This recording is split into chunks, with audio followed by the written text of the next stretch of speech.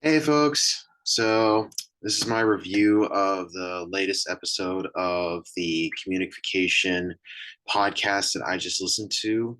It had to do with a discussion of social penetration theory, where Malika and Jeffrey Hall were discussing romantic relationships through the channel of social media and other platforms. And what I find really interesting about this discussion is that I have actually engaged in romantic relationships or attempted to engage in romantic relationships and dating through online dating and through social media. And if I've really thought about it hard enough, it hasn't really led anywhere other than, a couple of dates here and there, but nothing major. And I think the real reason why I was really attracted to it was I thought it would be instant. I thought it would be fun and exciting, and it's really not all that it's cracked up to be. And when I think about it in terms of um, social penetration theory, and the idea that through the process of self disclosure that we grow closer together. Um, it's true that through online platforms and through social media, as well as through dating sites, when people who are dating start to disclose with each other personal information, personal dreams, other things like that. We grow closer together, and that has actually happened in my case. I have grown closer to a couple of people who I've met online, but um, I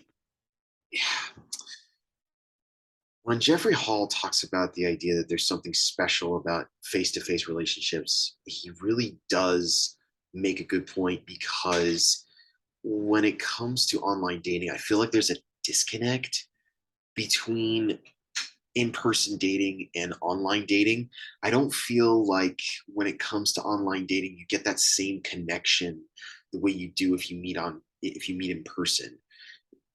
May not work in person, but at least you know the dynamics. You know whether you connect or not. I mean, sure, talking online, you're able to get a sense of what you two are like together, but not really. Texting is more or less like, or direct messaging is more or less like you're just talking to each other and just getting to know each other. But there really is a disconnect with the way communication works. I've done it a lot of times, and there can be a really big level of confusion. If you send an emoji to someone, and it can come out misunderstood. I mean, I once sent a emoji to a girl that I like on social on online dating through eHarmony, and wow, the reaction I got from her was just completely not what I was intending. I was intending for it to be funny. I was intending it for it to be, you know, something that I obviously did not react the way I was expecting it to. So I feel like there really is this. I know I've repeated the same word, disconnect, that just happens with online dating that you don't get with face-to-face interactions. I mean, I love talking to people in face-to-face interactions, even if it's somebody I don't even know, even if it's a new person or a random person. If I'm walking through like a park or something and I meet somebody, I just start talking to them. I have no trouble talking to them.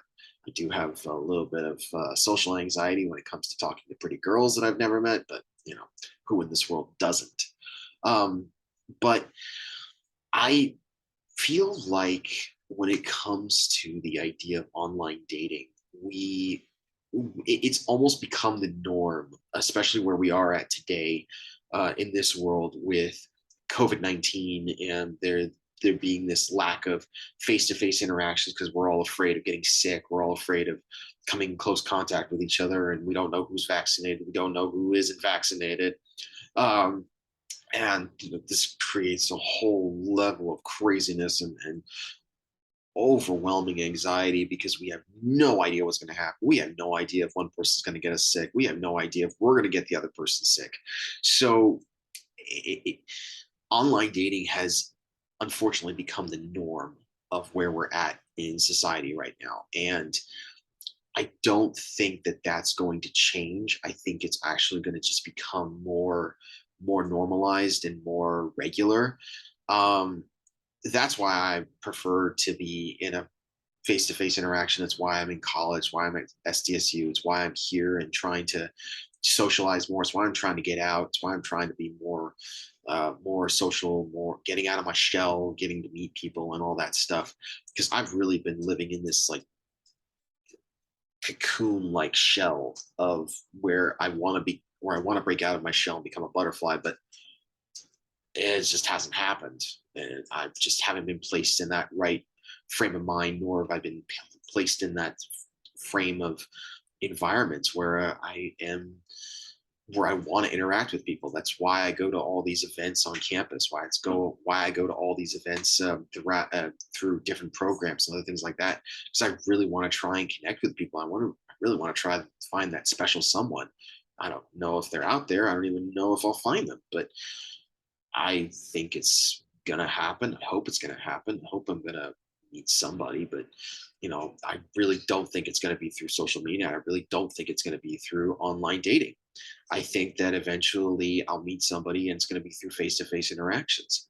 So, in conclusion, I think that um, Jeffrey Hall and Malika make a really great point that um, you know it's important to maintain long-term relationships with the people that you find that you get close to, and it's also really important that we don't get sucked into um, social media, and we don't get sucked into the stigma of online dating, and we don't get sucked into all that craziness, because it only ends up just making us more stressed out.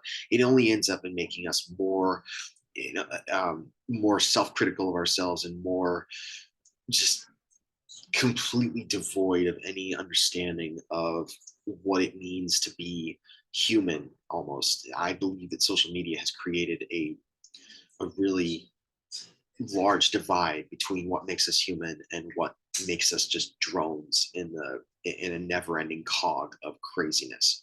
So that's what I think, and I think this is a great podcast. I'll be more aware of what Malika has to say. I may even sign up for her podcast. I really do enjoy what she has to say. So that's my review. That's my opinion, and I think this was a great opportunity for me, and I can't wait to submit this to my friends in my class. All right, see you guys.